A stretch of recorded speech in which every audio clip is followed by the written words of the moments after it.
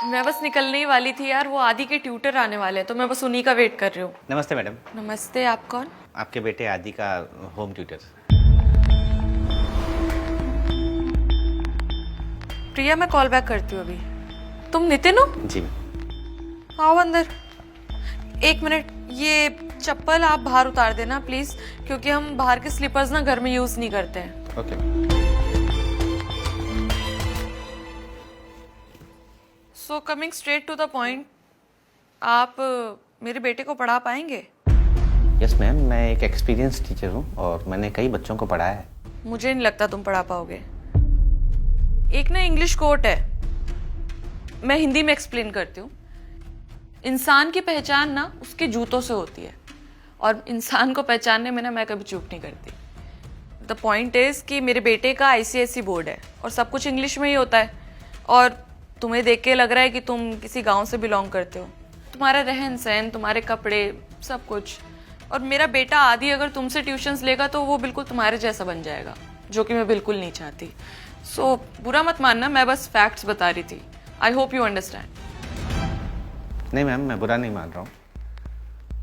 मुझे तो आपके बच्चे के फ्यूचर के लिए अफसोस हो रहा है। मतलब? मैम, माँ एक बच्चे की पहली गुरु होती है,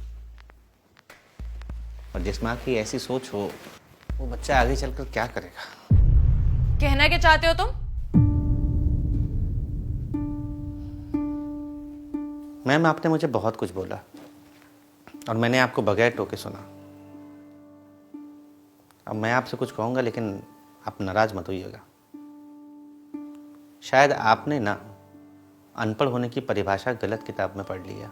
शिक्षा पर सभी का समान अधिकार है, और जिसे जीवन में कुछ करना होता है ना, वो समाज और परिस्थितियों से हार नहीं मानता।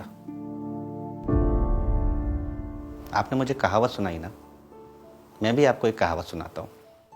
हिंदी में ही सुनिएगा। जिसे पढ़ना लिखना होता है ना मैडम, वो पढ़ ही लेता है।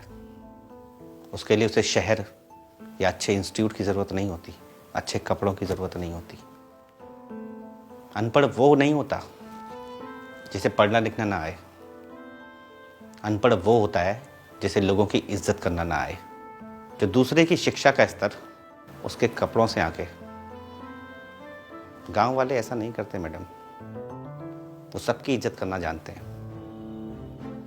हाँ, आपके इस शहर में पढ़े लिखे अनपढ़ ज़रूर हैं, जो एक मिनट नहीं लगाते दूसरे को बेइज्जत करने में। वो ये नहीं सोचते कि सामने वाले की क्या ज़रूरत है, क्या मजबूरी है। बाकी रही मेरी बात, 12th में मैंने स्टेट टॉप किया था, यूपीएससी का मेंस क्लियर कर चुका हूँ, इसीलिए एनबी कोचिंग ने मुझे हायर किया है। बस कुछ परिवार की ज़रूरतें हैं जिनके लिए ट्यूशन पढ़ाता हूँ, और जितना मुझे इस ट्यूशन की ज़रूरत है ना, उससे ज़्यादा आपके बच्चे को एक अच्छे टीचर की ज़रूरत है। I hope you understand. Thank you madam, have a nice day. Sir, आप एक टीचर हैं, आपका काम है लेसन्स देना। मैं समझ गई हूँ, मेरे बेटे के लिए आपसे अच्छा टीचर और कोई नहीं हो सकता। मैं कल से आता हूँ।